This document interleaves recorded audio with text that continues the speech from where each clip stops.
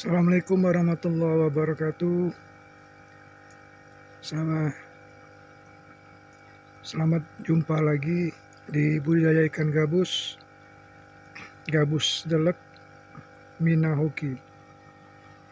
Hari ini kita akan melakukan pembersihan kolam pembesaran ikan gabus. Ini nampak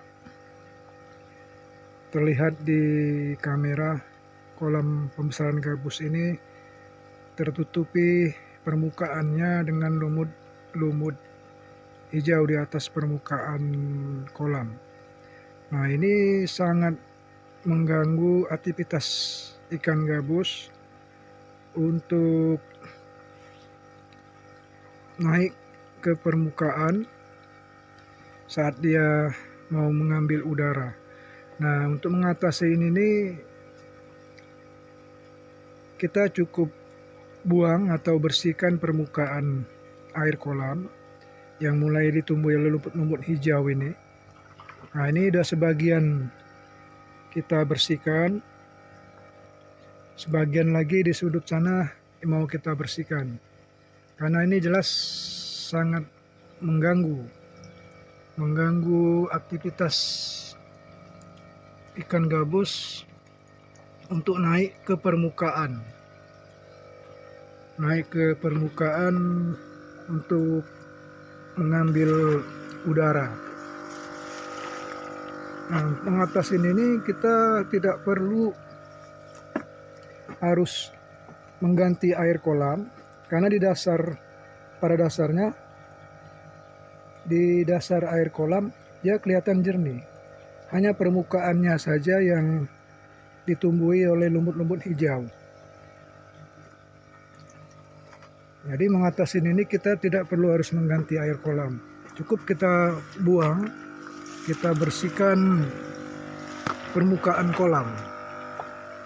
Nah, nanti biar aktivitas ikan gabus akan kembali aktif untuk naik ke permukaan.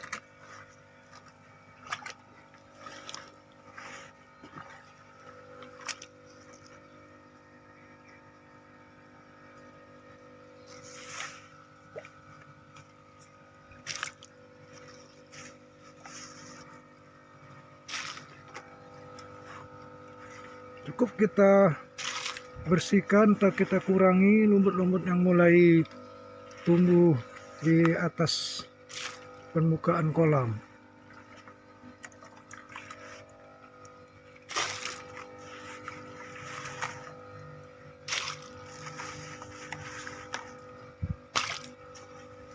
Nah, inilah salah satu keuntungannya, kemudahannya kalau kita budidaya gabus menggunakan media kolam terpal. Dalam artian untuk merawat dan menjaga air kolam itu sangat mudah, sangat simpel. Bayangkan kalau kita gunakan media kolam tanah atau menggunakan sistem waring. Bisa juga kita bersihkan, tapi lumayan kan, istilahnya lumayan repot kalau kita membersihkan kolam yang kejadian seperti ini. Kebetulan kolam kita menggunakan kolam tanah dengan sistem waring. Kalau begini kan praktis, tinggal kita bersihkan aja yang hijau-hijau ini, lumut-lumut mulai tumbuh di permukaan ini. Nah, nanti sisa-sisa sedikit ini kalau dia tertimpa hujan, dia akan tenggelam.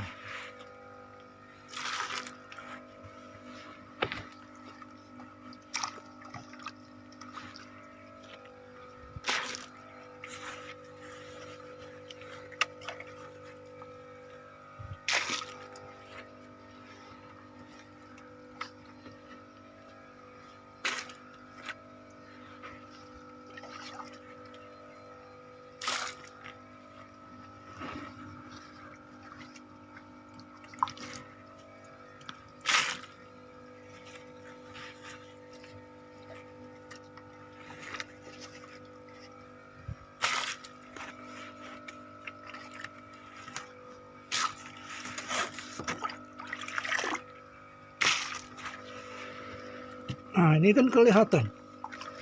Kalau sebenarnya air kolam, nah di dasarnya ini air tampak bersih. Hanya permukaannya aja yang mulai ditumbuhi oleh lumut-lumut hijau.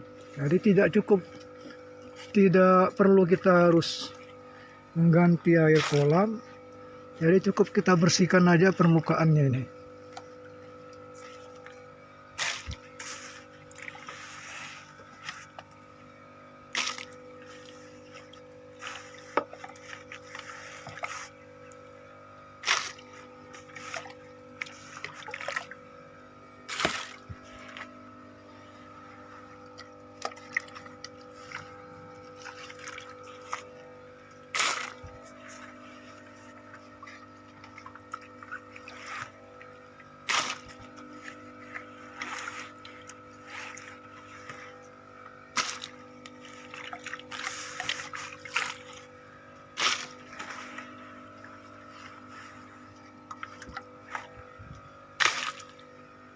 Nah, nanti selanjutnya akan kita lihat bagaimana reaksi ikan gabus ini saat kita memberi pakan pelet setelah permukaannya kita bersihkan. Setelah kita bersihkan permukaan air kolam, nah ini masih terlihat sisa-sisa lumut di permukaan air kolam gabus. Tapi ini tidak mempengaruhi aktivitas ikan gabus,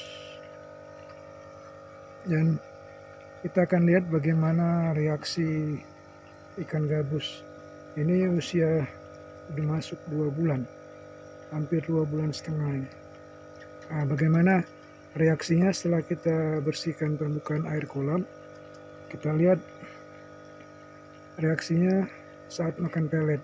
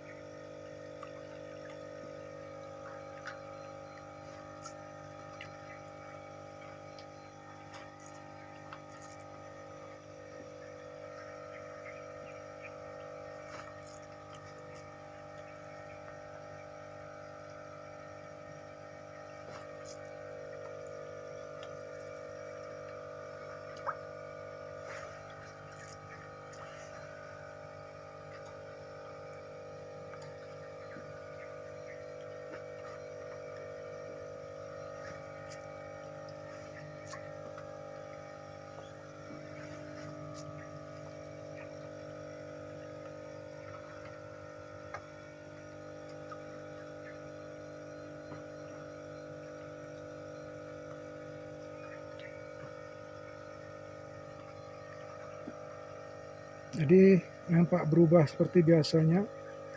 Biasanya semua naik ke permukaan.